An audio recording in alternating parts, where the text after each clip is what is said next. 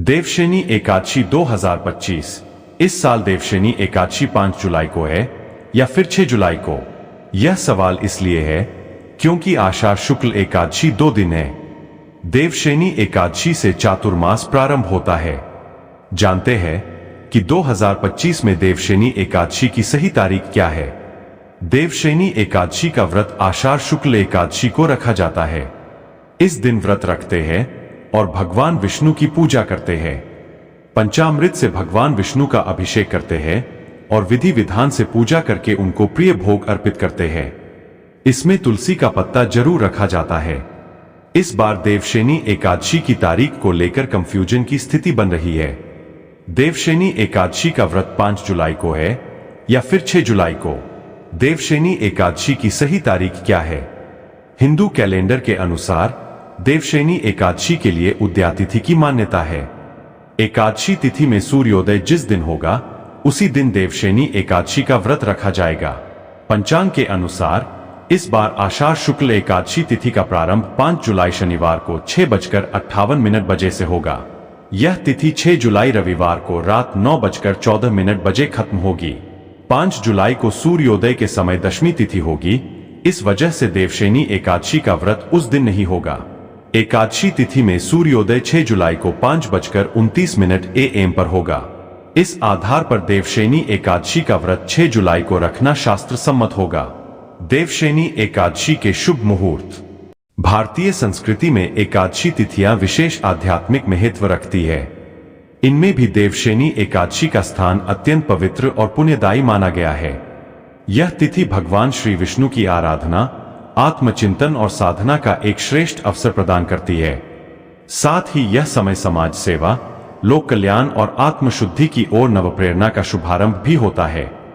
देवशयनी एकादशी को आषाढ़ी एकादशी, पद्मा एकादशी और हरिशनी एकादशी के नाम से भी जाना जाता है। इस बार देवशयनी एकादशी का व्रत 6 जुलाई 2025 रविवार को रखा जाएगा। हिंदू पंचांग के अनुसार आषाढ़ मास के शुक्ल पक्ष की एकादशी तिथि को हर साल देवशयनी एकादशी मनाई जाती है। देवशयनी एकादशी के दिन चातुर्मास की भी शुरुआत होती है और हिंदू धर्म में चातुर्मास के 4 महीने बहुत ही शुभ माने जाते हैं। मान्यताओं के अनुसार इस दिन से भगवान विष्णु क्षीर सागर में 4 महीने के लिए योग निद्रा में चले जाते हैं और इसके बाद भगवान विष्णु योग निद्रा से सीधा प्रबोधिनी यानी देवोठनी एकादशी पर जागते हैं। साथ ही इस दिन से सभी मांगलिक और शुभ कार्यों पर भी रोक लग जाती है। एकादशी के दिन भगवान विष्णु की पूजा की जाती है और व्रत किया जाता है। हर महीने पूर्णिमा के 11 दिन बाद और अमावस्या के 11 दिन बाद आने वाले दिन को एकादशी कहते हैं। इस दिन भगवान विष्णु का पूजन और व्रत करने से घर में सुख समृद्धि आती है, सभी पापों का नाश होता, मोहमाया के बंधन खत्म हो जाते हैं और मोक्ष की प्राप्ति होती है। एकादशी का व्रत पूरे मन से किया जाना चाहिए और ऐसा नहीं लगना चाहिए कि ये व्रत करके आप अपने शरीर को पीड़ित कर रहे हैं। 48 दिन के चक्र में 3 एकादशी आती है और इस दिन पृथ्वी की एक खास स्थिति होती है। इस दिन व्रत करके अगर आप अपने शरीर को हल्का और सहेज रखें तो आपकी चेतना सक्रिय रहेगी और आप स्वयं के प्रति जागरूक रहेंगे। लेकिन अगर आपका पेट भरा है तो आप सुस्त रहेंगे, इस दिन की ऊर्जा का लाभ नहीं ले सकेंगे। धार्मिक मान्यताओं के अनुसार एकादशी पर माता तुलसी भगवान विष्णु के निमित्त निर्जला व्रत करती है। इसलिए एकादशी तिथि पर तुलसी में जल अर्पित करने की मनाही है। साथ ही इस तिथि पर तुलसी के पत्ते तोड़ने या तुलसी को स्पर्श करने से भी बचना चाहिए। इन सभी कार्यों से माता तुलसी का व्रत खंडित हो सकता है, नाराज हो सकती है मां लक्ष्मी। एकादशी पर तुलसी के आसपास साफ सफाई का विशेष ध्यान रखें। ऐसा माना जाता है कि मां लक्ष्मी केवल उसी स्थान पर निवास करती है जहां साफ सफाई का ध्यान रखा जाए।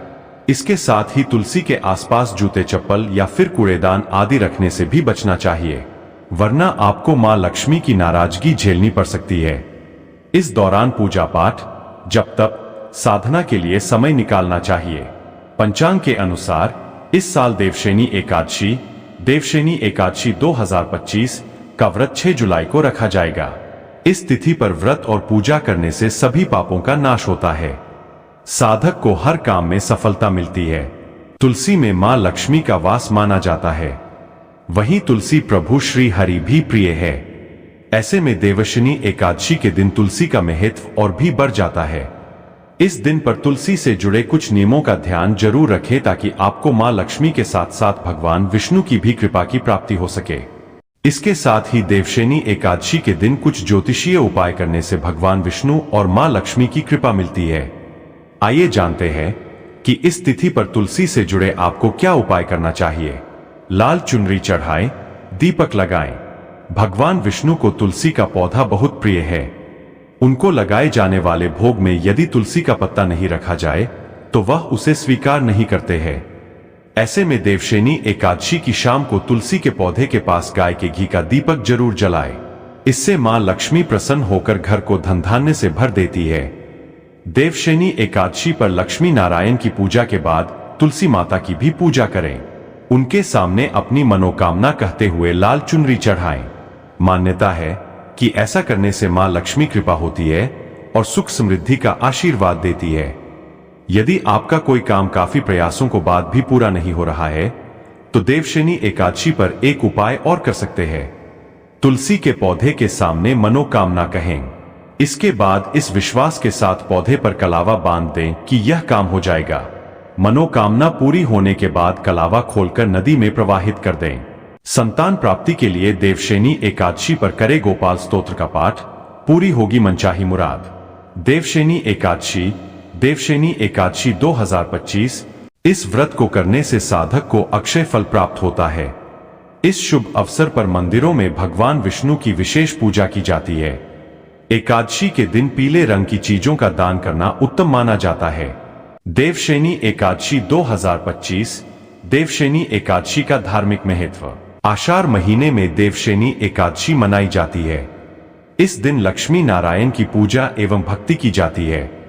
देवशनी एकादशी व्रत करने से संतान की प्राप्ति होती है। साथ ही मनचाहा वरदान पाने के लिए उनके निमित्त व्रत भी रखा जाता है। इस व्रत को करने से साधक पर लक्ष्मी नारायण जी की कृपा बरसती है।